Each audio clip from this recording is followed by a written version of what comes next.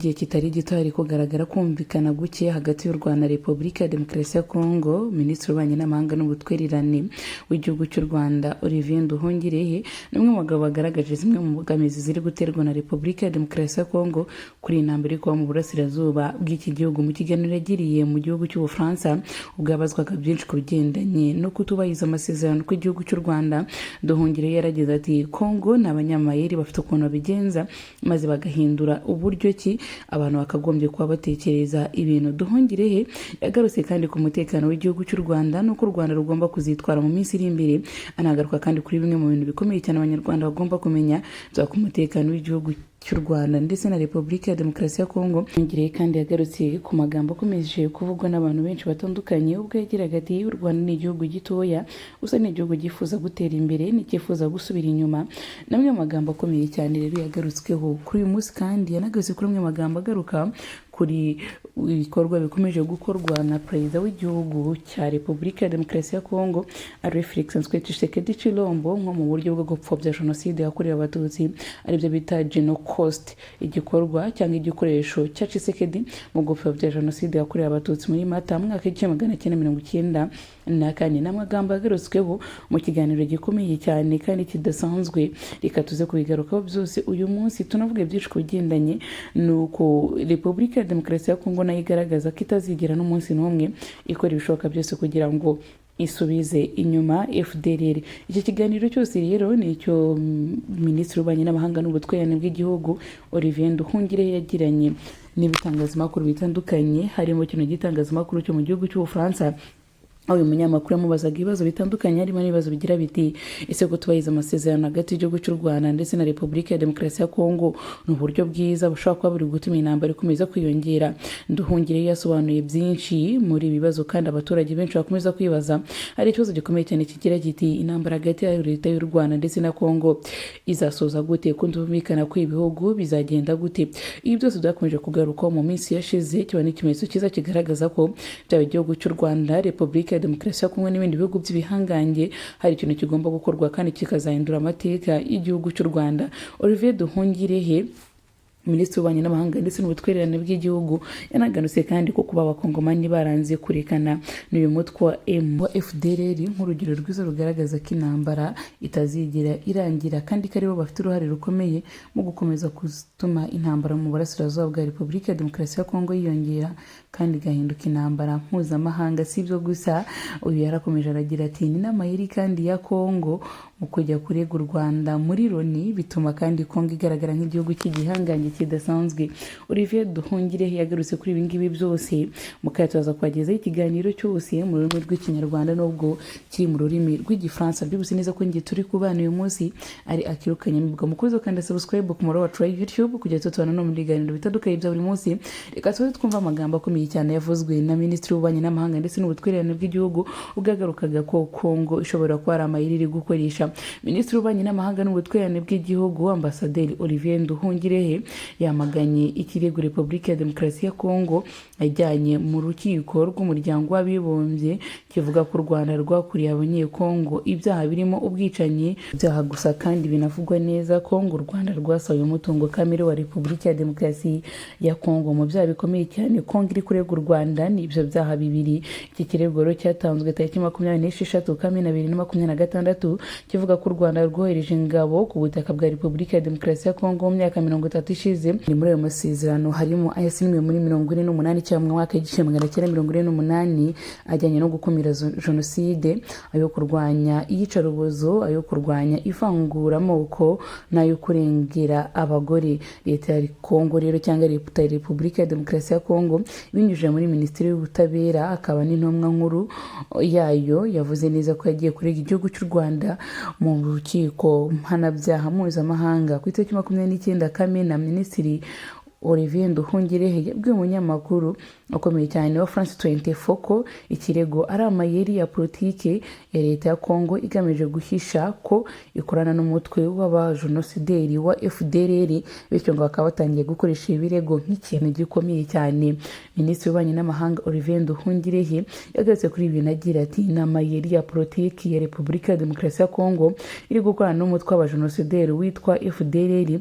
Ni perezida kandi Tshisekedi Tshilombo w'ingabo perezida wa Kongo n'ubundi muri rusange nimwe mu bagabo bagaragaza neza ko kuzatsinda Kongo bitazigera bitsinda n'umunsi n'umwe. Yagaragaje ko kandi ingabo za Repubulika ya Demokarasi ya Kongo izo zakomeje kugaba ibitero ku banyekongo bo mu bwoko bw'abanyamurenge muri komine ya Minembwe ihuza teritwari ya Fizi, Uvira ndetse na Mwenge mu ntara ya Kivu y'Amajyepfo, naho abandi bo mu bwoko bw'abatutsi bigamije kubarimbura burundu ngo ntibazongere kubaho. Yagize ati ni abantu bafite aho bahuriye na Perezida Tshisekedi barimo uwahoze ari umuvugizi w'ingabo. Bimwe mu bintu rero bikomeye kandi bikomeza kugarukaho n'abantu benshi batandukanye mu mpera z'umwaka ushize, Generali Majoro Inko wari umuvugizi wa Repubulika ya Demokarasi ya Kongo yavuze kuri televiziyo y'igihugu ko abanyekongo bakwiye kwitondera gushakana n'abagore b'abatutsikazi kuko ngo ntibyamara ikintu gihari ngo ntibabyarana nabo badahuje ubwoko. Ayo magambo yateje impaka zikomeye.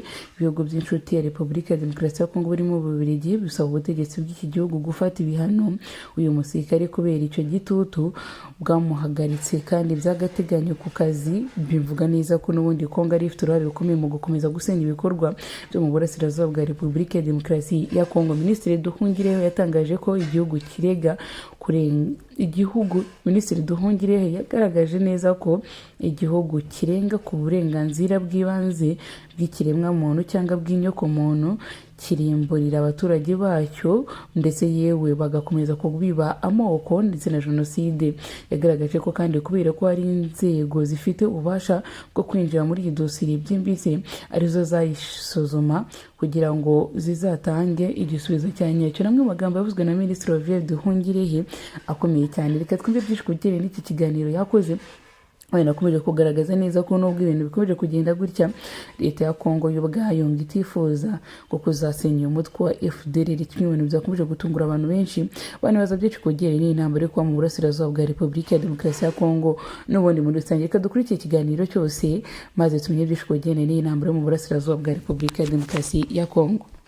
Monsieur le ministre, bonjour. Bonjour. Bienvenue sur RFI. Merci beaucoup. La semaine dernière s'est tenue à Londres la 6e réunion du comité conjoint de suivi de l'accord de paix entre la RDC et le Rwanda, votre pays. Et le communiqué final indique que les deux pays se sont engagés à désamorcer immédiatement les tensions, en particulier autour des Minembwe, on est dans l'est de la RDC, et à utiliser leur influence respective auprès de toutes les parties prenantes sur le terrain. Concrètement, votre pays, quelles sont les mesures que vous allez prendre sur place?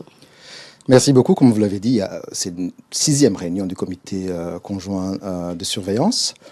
Et c'est un autre engagement qui va dans la direction de la mise en œuvre des accords de Washington pour la paix et la prospérité. Et comme je l'ai dit, il y a un accord qui a été signé, qui est complet, qui règle quasiment tous les problèmes sécuritaires, politiques et économiques. Mais le point qui reste à résoudre, c'est le point de la volonté politique. Et la volonté politique commence par le respect du cessez-le-feu sur le terrain, puisque tout accord de paix, quel qu'il soit, commence par le respect absolu du cessez-le-feu. Or, après la signature de plusieurs accords de cessez-le-feu et plusieurs accords de paix l'année passée, force est de constater que le cessez-le-feu n'a jamais été respecté, en raison de l'usage et de l'intensification d'usage de drones par Kinshasa, par le gouvernement de Kinshasa, non seulement contre les positions de la FCM23, ce qui est en violation de nombreux accords de cessez-le-feu qui ont été signés, mais aussi contre les Banyamulenge, les civils, les Congolais Tutsis, qui se font bombarder quasiment quotidiennement, ce qui est bien sûr préoccupant. Donc c'est ça le point central de l'accord, le non-respect du cessez-le-feu. Mais il y a aussi d'autres questions qui doivent être résolues, notamment en rapport avec les engagements sécuritaires des deux parties à l'accord de Washington, c'est-à-dire l'obligation pour la RDC de neutraliser les génocidaires FDLR et l'obligation pour le Rwanda de lever ses mesures de défense. Or, jusqu'à présent, Kinshasa, au lieu de s'engager dans une neutralisation de ces FDLR, prend le chemin inverse en armant militairement les FDLR, mais aussi en les organisant politiquement, notamment avec de personnes, des personnalités politiques qui vivent en Europe et ici, et même ici en France, comme Jean-Luc Abdialiman, le fils de l'ancien président. Ben c'est une accusation qui est récurrente, notamment de l'organisation de FDLR politiquement. Vous dites même que le président Tshisekedi aurait reçu des branches, on va dire une partie de la branche armée, branche politique d'FDLR à Kinshasa. Avez-vous des preuves sur cette politisation ou cette organisation justement de la branche politique par Kinshasa? Oui, nous avons même donné toutes les informations au médiateur américain, puisque nous sommes engagés dans un processus politique avec la RDC, mais sous médiation américaine. Et donc, c'est au médiateur américain que nous avons remis toutes les informations qui précisent la collaboration continue entre le président Tshisekedi, son armée et les FDLR, mais aussi l'organisation politique qu'il tente d'opérer à travers des personnalités qui vivent ici. J'ai parlé de Jean-Luc Abdialimana, mais il y a aussi Fabien Singaye et d'autres qui se rendent à Kinshasa. Même Jean-Luc Abdialimana s'est filmé lui-même à Kinshasa. Et donc, c'est préoccupant. Et tant que cette question-là ne sera pas réglée, de cette volonté politique manifestée par Kinshasa de neutraliser les FDLR et de cesser le feu, il sera extrêmement difficile de mettre en œuvre les accords de Washington. Pour revenir à Minembwe, ma première question justement, c'était qu'est-ce que vous allez mettre en place pratiquement pour justement exécuter cet engagement que vous avez pris à Londres. Et puis il y a eu ces rapports du groupe d'experts qui est sorti aujourd'hui, ce rapport qui dit que l'armée rwandaise est déployée sur le territoire congolais. Il y a des chiffres qui sont donnés, et particulièrement au Sud Kivu, les experts de l'ONU disent que vous avez, votre pays en tout cas, votre armée a aidé les Twiraneros contre l'armée congolaise, ce qui a fait en sorte que finalement l'armée congolaise et ses alliés n'ont pas pu prendre justement la zone de Minembwe. Moi, je préfère me focaliser sur les accords de paix, les processus de paix qui nous occupent depuis un certain nombre d'années, plutôt que le groupe d'experts. Nous savons que ce groupe d'experts, depuis plus d'une décennie, est obsédé par le Rwanda avec des rapports réguliers qui accusent le Rwanda, mais qui accusent rarement Kinshasa des méfaits que tout le monde connaît. Donc, je préfère me focaliser sur la mise en œuvre des accords de paix. Et donc, comme je l'ai dit, les accords qui ont été signés n'ont aucun problème. Donc, le problème, ce n'est pas les accords qui sont mal ficelés. Ce que vous dites, c'est qu'à Minembwe, il n'y a pas eu une opération de l'armée rwandaise sur le territoire congolais en appui aux Twiraneros. Non, à Minembwe, il y a plutôt eu des attaques quasi quotidiennes de drones de la part de l'armée congolaise, appuyée par les mercenaires, appuyée par les Wazalendo, appuyée par l'armée burundaise qui ont pilonné ces villages de civils congolais, les Banyamulenge, depuis un certain nombre de mois. Et c'est d'ailleurs ce que nous avons informé au médiateur américain depuis l'année passée, puisque il vous souviendra que le principal accord de paix, il a été signé le 27 juin de l'année passée entre les ministres des Affaires étrangères. C'est là où a été adopté le CONOPS, le concept des opérations pour la neutralisation des FDLR et la levée des mesures rwandaises de défense. Et l'idée à l'époque, c'était de mettre en œuvre ce CONOPS pendant les 90 jours, puisque c'était les chronogrammes qui avaient été approuvés pour la mise en œuvre de ce CONOPS.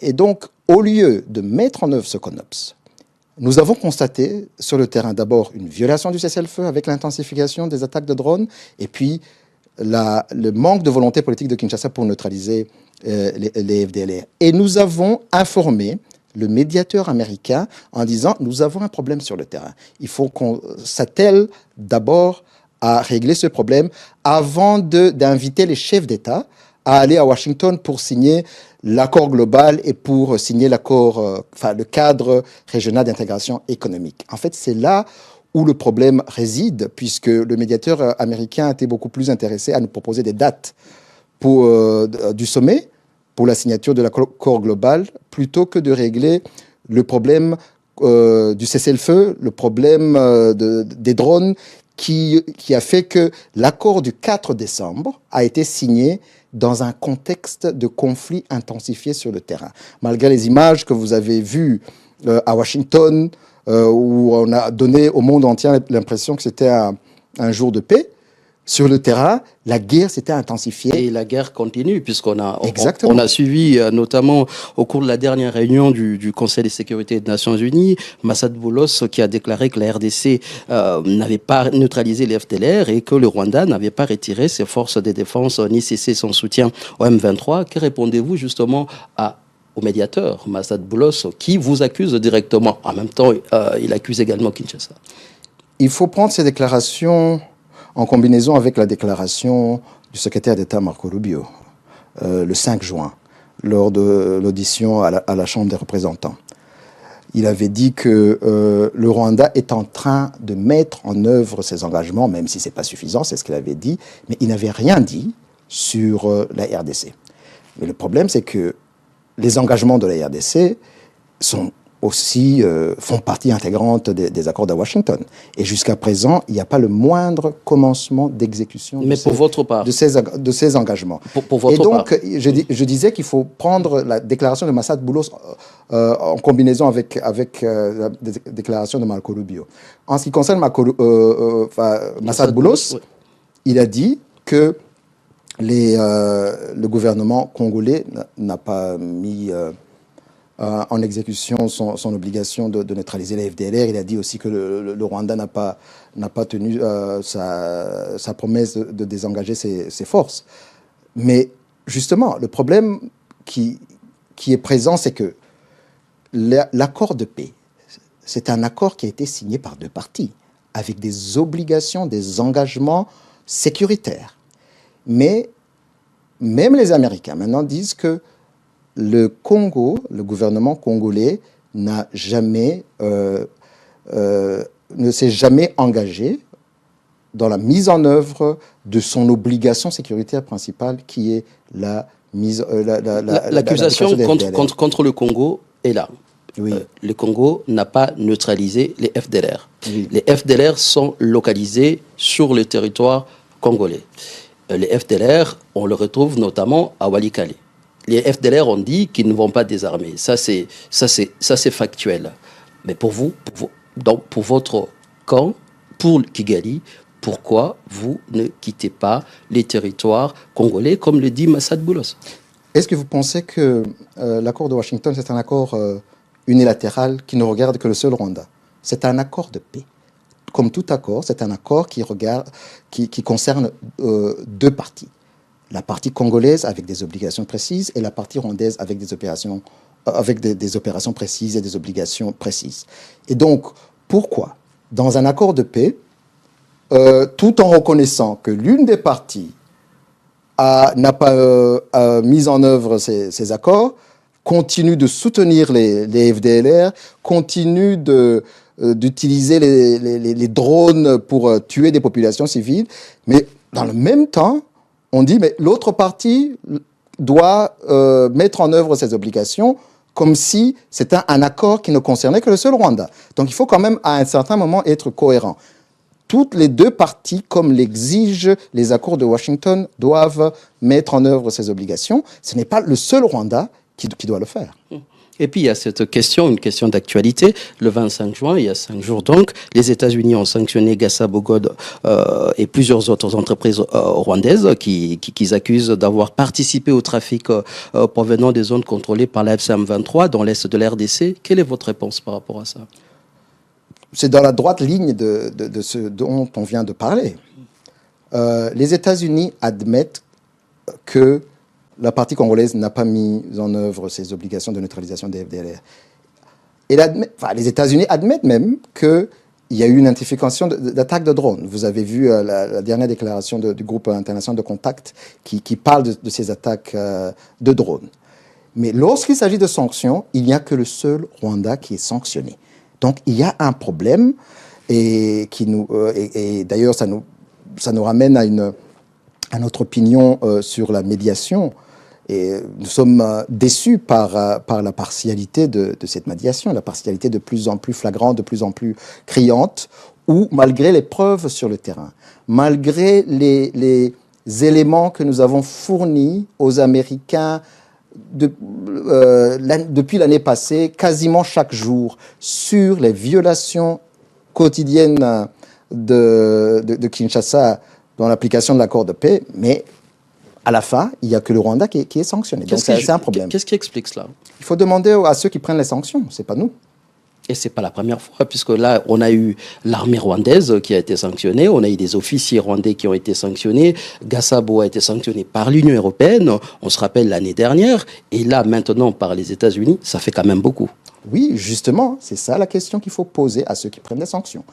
Moi, si les Américains ou les Européens disaient que la RDC mettait en œuvre ces sanctions, enfin ces obligations, je comprendrais qu'ils ne prennent pas de sanctions contre la RDC. Mais le problème, c'est qu'ils admettent eux-mêmes que la RDC n'a rien fait dans la neutralisation des FDLR. Et d'ailleurs, au lieu de s'acheminer vers cette solution, la RDC prend le chemin inverse. Par exemple, à la mi-mars, lors de la première réunion entre les trois parties, donc la RDC, le Rwanda et le Burundi, après la prise d'Uvira, l'armée congolaise a déclaré le 29 mars à Kisangani, les commandants des FARDC ont déclaré qu'ils allaient engager des actions contre les FDLR. Mais qu'est-ce qui s'est passé? C'est que 2 jours après, le 31 mars, ils ont plutôt envoyé des hélicoptères à Walikale pour donner des armes, des munitions, de l'argent aux mêmes FDLR. Nous avons donné cette information aux Américains. Donc, il y a un problème dans cette médiation qui fait que la partialité de la médiation américaine ne présage rien de bon dans une mise en œuvre effective des accords de Washington, et aussi ne présage rien de bon pour la paix durable à l'est de la RDC et dans les grands lacs africains. Eh bien, puisque vous parlez de partialité du médiateur, que reste-t-il justement de cette médiation? Nous avons exprimé nos préoccupations au médiateur. Et donc, nous parlons au médiateur pour lui dire qu'il faut absolument que le médiateur, puisque c'est un médiateur, c'est son boulot, que le médiateur aide les parties à mettre en œuvre leurs obligations respectives, et aussi ce qui va nous aider à s'acheminer vers une solution durable pour le conflit.